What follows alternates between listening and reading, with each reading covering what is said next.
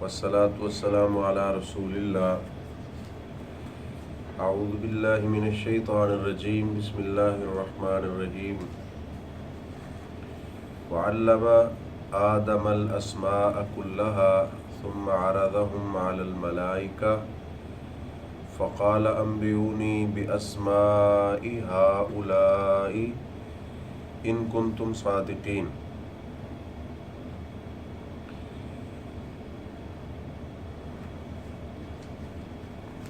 अल्लाह ताला ने हज़रत आदम अलैहिस्सलाम को पैदा करने के बाद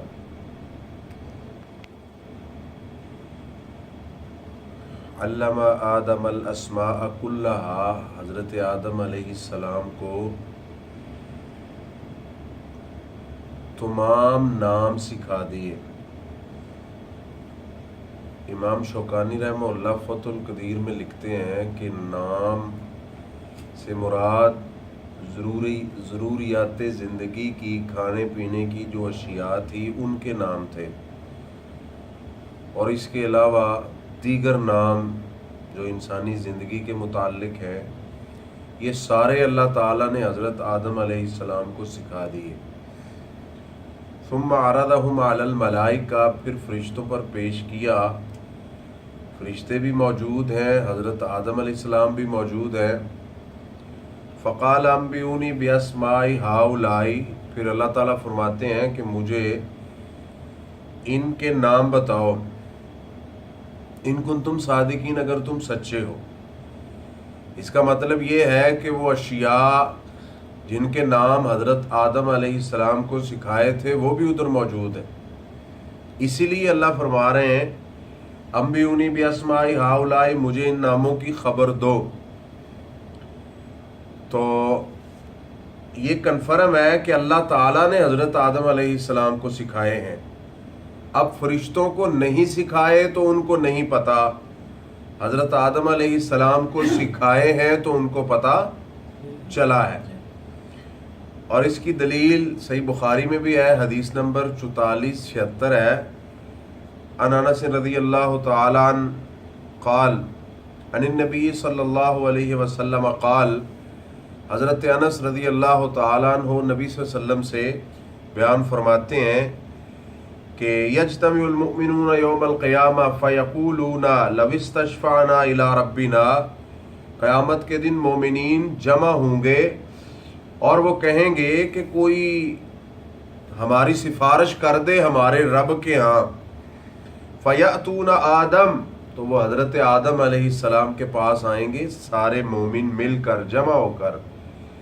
फ़यक़ूलूना अंता अबुन नास, हज़रत आदम अलैहिस्सलाम को कहेंगे कि आप लोगों के बाप हैं, सारी दुनिया के बाप हैं, आपका एक मुकाम है, मर्तबा है।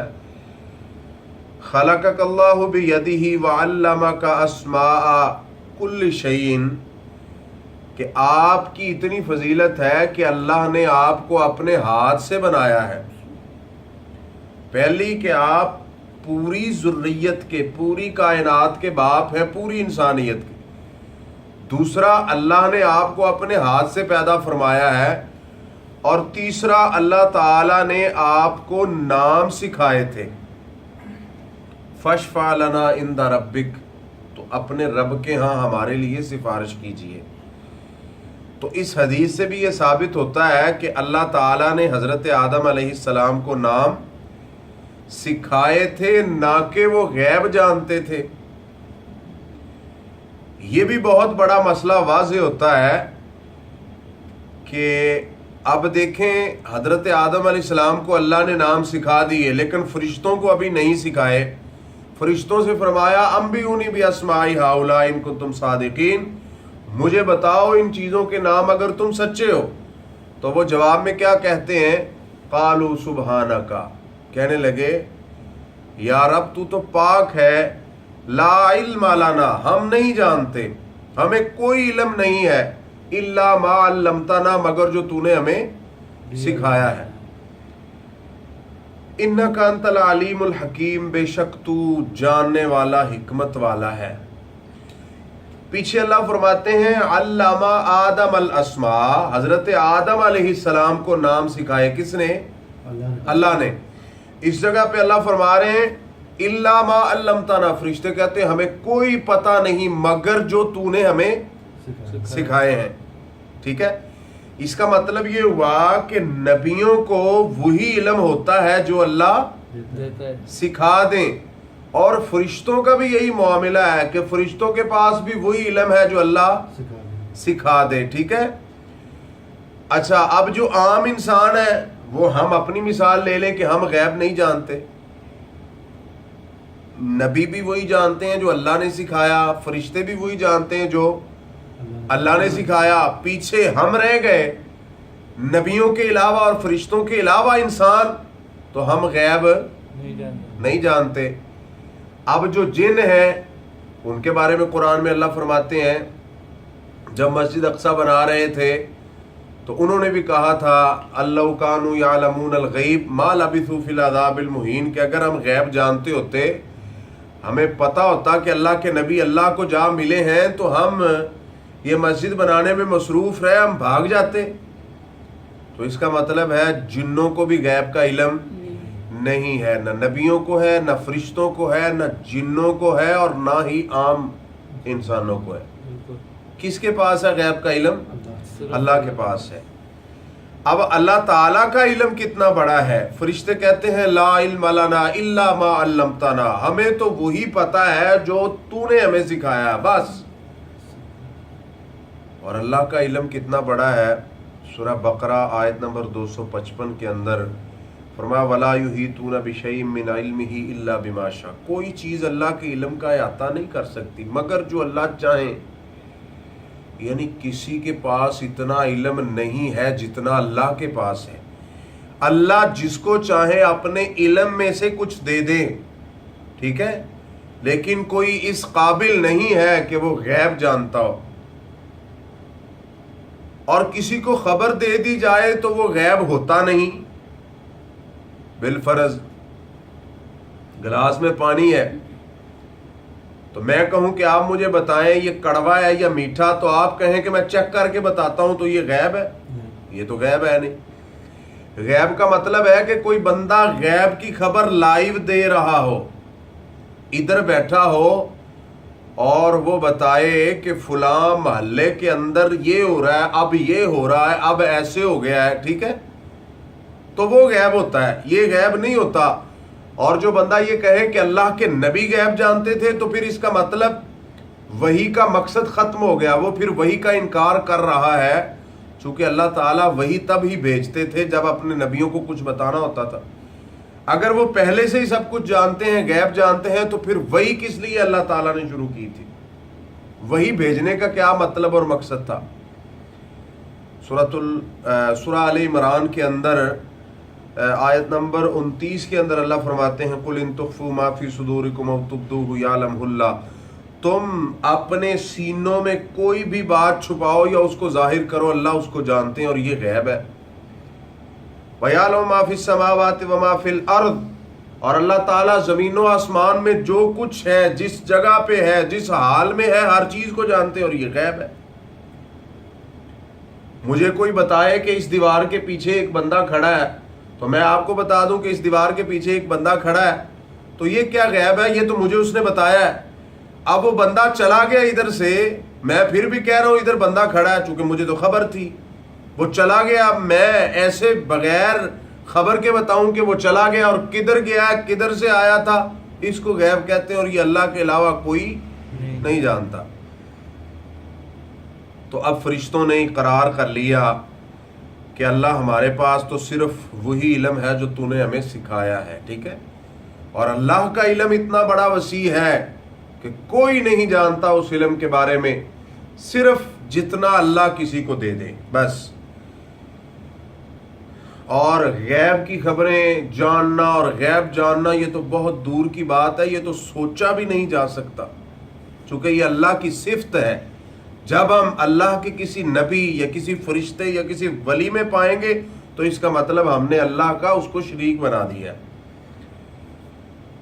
اللہ فرماتے ہیں قال یا آدم وانبئہم باسمائہم, جب فرشتوں نے کہا کہ ہمیں کوئی پتہ نہیں, کوئی علم نہیں, پھر اللہ تعالیٰ نے حضرت آدم علیہ السلام کو حکم دیا کہ ان کو بتائیے ان کے نام کیا ہے. فلما انبأهم باسمائهم، جب انہوں نے ان ناموں کی خبر دے دی، فرشتوں کو بتا دیا کہ یہ نام ہے.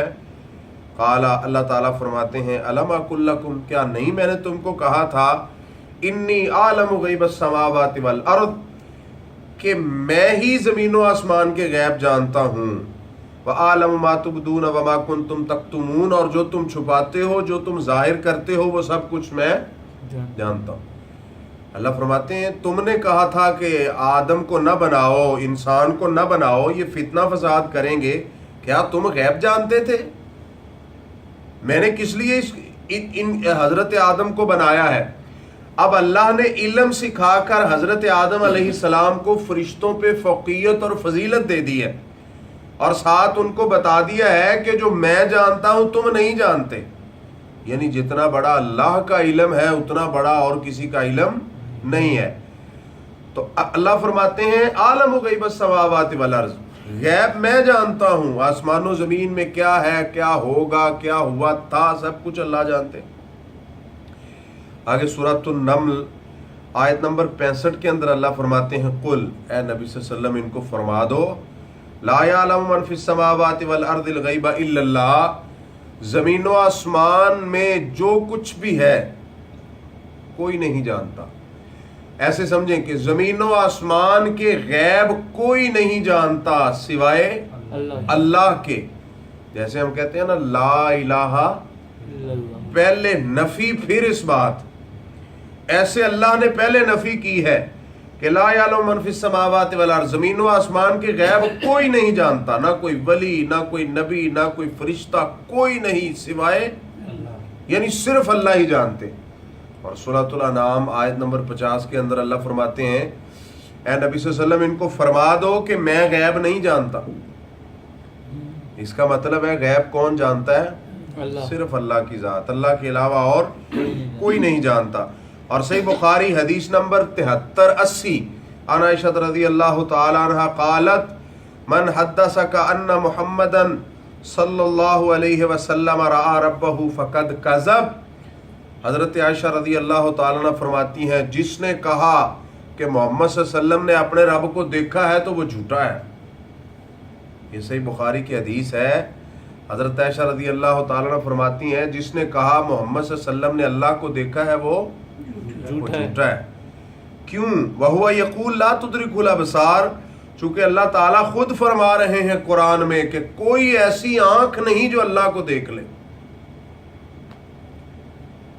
جو بندہ یہ دعویٰ کرتا ہے کہ جب آپ معراج پہ گئے تھے تو اللہ تعالیٰ کو دیکھا تھا، تو پھر دو ہی باتیں ہوں گی، یا وہ بندہ سچا ہے یا قرآن سچا ہے.